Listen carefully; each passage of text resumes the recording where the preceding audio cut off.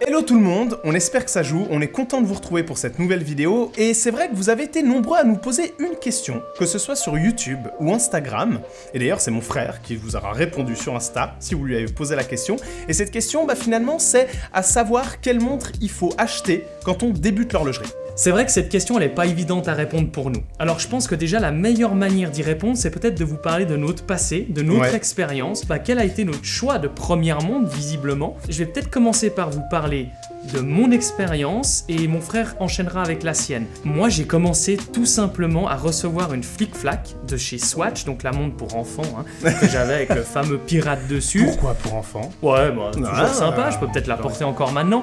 Et je m'en souviens très bien de cette montre. Alors pas quand je l'ai reçue, mais de l'avoir eue. Et je l'ai encore du reste. Mais on peut pas parler de vraie acquisition de montre puisque c'est pas moi qui l'ai choisi. Et c'est marrant parce que je me souviens très bien par contre de la première montre que j'ai achetée avec mes sous. Et c'était en l'occurrence la Swatch System 51, la toute première version que vous avez vue dans la chaîne YouTube quand j'étais sur le vélo électrique. Ouais. Tu t'en souviens. Cette montre était disponible pour la première fois à la boutique de Genève. J'ai fait la queue, tout ça pour la voir et j'en étais pas peu fier une fois que je l'avais. Et c'était une montre à 150 francs, mais qui pour moi me paraissait des milliers de francs et vraiment quelque chose de super parce que ça m'a permis de rentrer dans ce monde fascinant qu'est l'horlogerie et en plus de ça, l'horlogerie automatique. Et j'en étais très fier. Mais vous allez vous rendre compte que ce passé qui a commencé peut-être d'une manière des fois modeste, des fois peut-être plus cher, avec des montres plus ou moins chères, en l'occurrence pour moi c'était 150 francs, va énormément influencer les choix futurs que j'ai faits dans l'horlogerie. De mon côté, j'ai un parcours qui est très différent de celui de mon frère. Déjà, comme vous le savez peut-être, si vous nous suivez depuis un moment sur YouTube, moi me suis passionné pour l'horlogerie un peu plus tardivement, notamment grâce à mon frère. Je l'ai vu bidouiller ses montres, je l'ai vu acheter ses montres à l'époque, et moi en fait c'est qu'après que je me suis passionné pour l'horlogerie, et je crois que personnellement, je me souviendrai toujours de ma première acquisition, de la première montre que j'ai achetée véritablement avec mes sous. Ça a été une William L, aussi à peu près dans les alentours des 150 francs, donc on est budget similaire mon frère et moi. Je me suis pas pris la tête. C'était une montre, le look me plaisait énormément, j'aimais beaucoup cette montre et je l'ai achetée. J'y connaissais véritablement rien à l'époque et j'en étais hyper content. J'ai pu vraiment jouer avec, je lui ai changé le bracelet mais 15 fois, j'ai tout essayé avec cette montre. Et je pense que si on peut vous donner déjà un premier conseil par rapport à l'achat de votre première montre, c'est tout simplement de peut-être pas viser trop haut, parce que c'est comme ça et c'est grâce à ta William L, moi c'est grâce à ma Swatch System 51 qui nous a fait rentrer finalement dans ce milieu qu'est l'horlogerie, peu importe de la manière, avec un mouvement quartz, avec un mouvement automatique comme l'était la mienne, qui nous a demandé de nous cultiver, d'en apprendre beaucoup plus, de se renseigner, d'aller fouiller, d'aller regarder des vidéos YouTube. Et c'est après ça qu'on commence à se faire une petite culture horlogère qui nous permettra par la suite de rentrer dans un modèle un peu plus onéreux peut-être, ou en tout cas différent. Ouais, je pense que c'est un peu comme le dicton qui dit finalement on apprend d'abord à marcher avant d'apprendre à courir.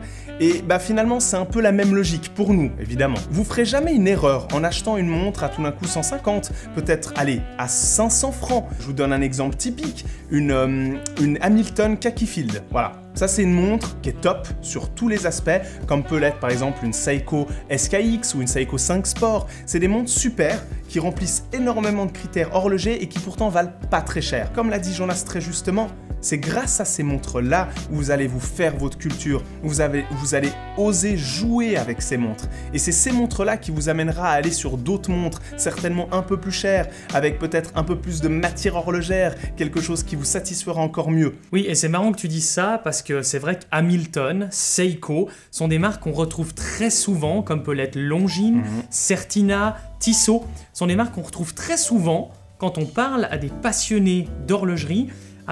C'était ma première montre. Ouais, et c'est vrai qu'elles remplissent ces montres d'un budget, on va dire, de peut-être moins de 1000 francs. Et c'est vrai que c'est une montre qui remplit tous les critères et que ça soit aussi bien à quartz, en automatique ou en remontage manuel, qui nous permettra finalement de déguiser nos goûts, de nous faire nos armes, d'apprendre un peu à connaître et puis tout simplement de rentrer dedans.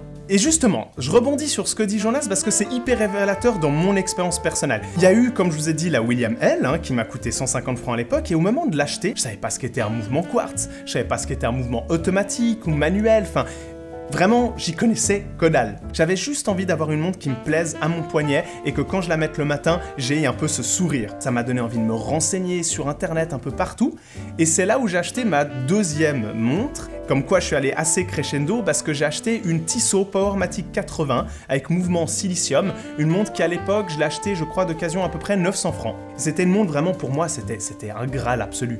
Elle était absolument dingue. On voyait le mouvement, le caseback transparent avec la masse oscillante, enfin moi j'étais comme un fou. Tout ça pour vous dire que si j'étais passé tout de suite à une montre peut-être manuelle ou automatique, j'aurais peut-être pas su finalement ce que j'avais au poignet. Et moi au contraire de mon frère, et j'imagine comme vous qui nous regardez, si vous regardez nos vidéos ou plein d'autres vidéos sur l'horlogerie, c'est que vous avez quand même déjà une certaine connaissance. Et c'est vrai que c'est là où ça devient un petit peu périlleux. Je bouffais plein de vidéos YouTube, de comptes Instagram, même d'articles en ligne, etc. sur l'horlogerie pure et dure. Et c'est vrai que très vite, une fois que j'avais acheté ma Swatch XM51, j'avais envie d'autre chose, quoi. J'avais soif d'avoir envie d'un mouvement bien manufacturé, avec des heures de travail derrière, du solide. Je parlais déjà aussi à la base du COSC, à l'époque je parlais du COSC, quelque chose qui vienne un peu rassasier mes connaissances, qui est à la mesure de ce que j'avais envie. Et c'est là où j'ai vu peut-être un petit peu trop grand. Pour revenir un petit peu en arrière, c'est il y a plus de 6 ans maintenant. Maintenant ça me fait sourire avec le temps, mais j'ai acheté une Daytona en or et acier. Alors or et acier tout simplement parce que l'acier, vous le savez déjà à l'époque, c'était très compliqué. Et c'est une montre qui m'est revenue quand même à 14 000 francs.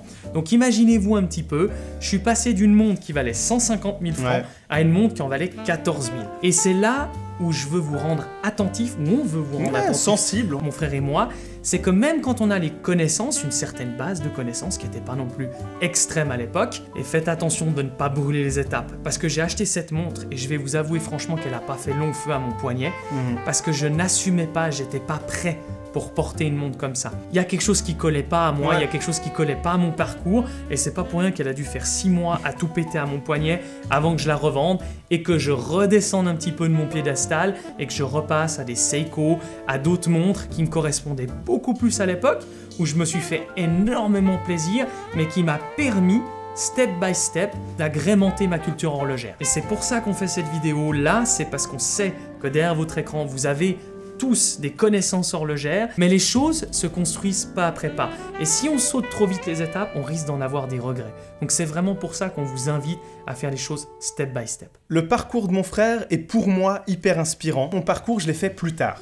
J'ai commencé à m'acheter ma première montre, ce que j'aime bien dire être ma première montre, mais finalement vous voyez comme quoi c'est hyper subjectif ce qu'est notre première. On va regarder toute notre collection, puis on va se dire ah mais celle-là c'était la première, en fait pas vraiment parce qu'elle valait pas très cher, alors celle-là c'est ma première.